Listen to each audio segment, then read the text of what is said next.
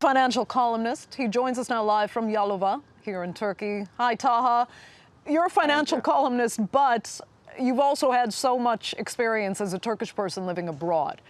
I don't want that to sound trivial because it's very important in this context in that it gives you a different perspective on how these events are viewed abroad. Do you think the international community, particularly the West, understands what happened in Turkey that night? I don't, unfortunately. It's a major issue that this coup attempt has been overshadowed by political rhetoric, by national domestic interests, and unfortunately the gravity of the situation really isn't understood by a lot of people. But this was a major event in Turkey's history, in the Middle East history, and frankly world history. And it's unfortunate, like I said, that people have missed the importance of it. Right. I mean, and key to all of this is misunderstanding the elements that perpetrated the coup, not least, the Gulen movement that we've been talking about here.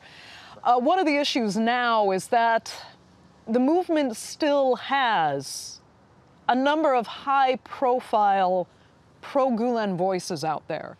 When you look at the United States, for example, a country that really doesn't understand the movement, even though it is so active on its territory, you'll see certain kind of spokespeople for the movement get out in the public domain, get access to major news channels, for example, and have a voice to speak against Turkey but pro-Gulen. I mean, how difficult is that to counter? I'm thinking, there's an NBA player, for example, that gets plenty of airtime in the United States to argue the case of the Gulen movement, while you see the journalists interviewing him not understand what is on the other side of the Gulen movement, for example. Right. And this is a major issue because, like I said earlier, first of all, they have a major presence in the United States. And as a financial columnist, as someone who follows the money, really, we're talking about a lot of money here. This is a group that has billions of dollars in assets. And this is, CBS News did a great expose many years ago, before even the coup happened, the attempted coup happened, and they mentioned how strong they were financially. So if you have that much money, it's very easy to influence the media, frankly, in the U.S. And around the world. And they were very successful in doing that. I mean, this is just, these aren't my words. Like I said, CBS did a very intricate expose on them many, many years before the coup. So if you have multi-billion dollars and in a country where the media is very much struggling, you can, gobble up media outlets and you can print whatever you want, essentially.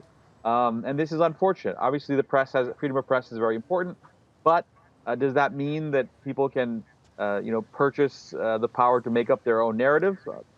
The unfortunate answer is yes.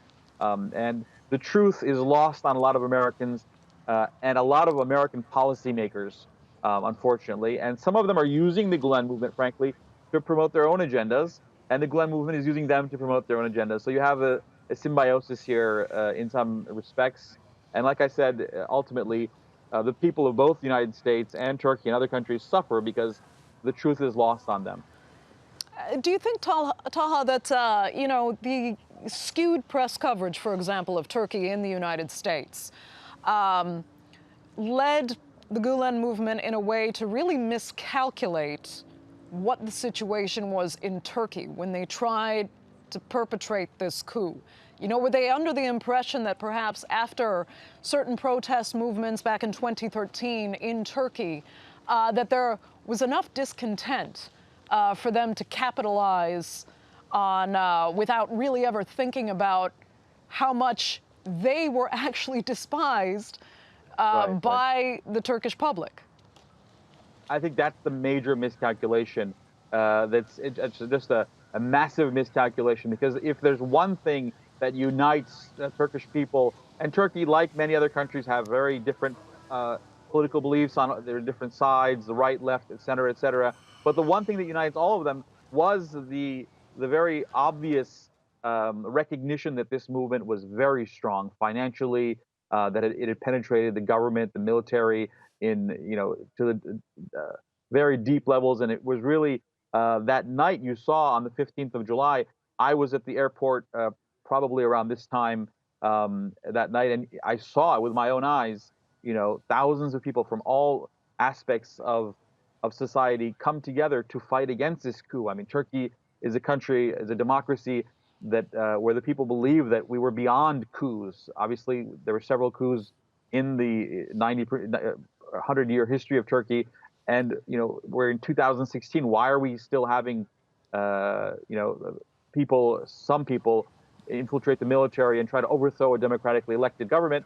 And they miscalculated horribly, and that's why it didn't last. It lasted as short as it did. And I think Right. that if anything, if you're a Western observer, that's what you need to be looking at. Yes, you may be, pro or anti-Turkish government, but even if all the opposition forces, if all opposition parties are also in agreement, there must be something there, and in fact there is, obviously. You just got to part of my last question for you there. Tell us from your perspective what you want Americans and Turkey's European counterparts to understand about Turkey that they don't. Turkey is, like many other countries, like European and American countries, a basket of, or mosaic of beliefs, of ethnicities, of religious beliefs, political beliefs, and they coexist together peacefully in Turkey. Yes, there are times where there are polarizing questions or polarizing issues where the right and left take different views, as they do in the United States.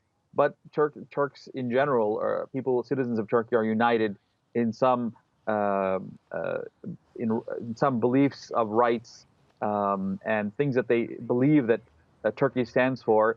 And this coup was just a slap in the face to all of those beliefs and all those people, and that's why it didn't succeed. So whatever you think of Turkey, the country, the Turkish government, the opposition, whatever, the people spoke loudly, I think, on that night, and that was very visible from the reaction to it that we saw.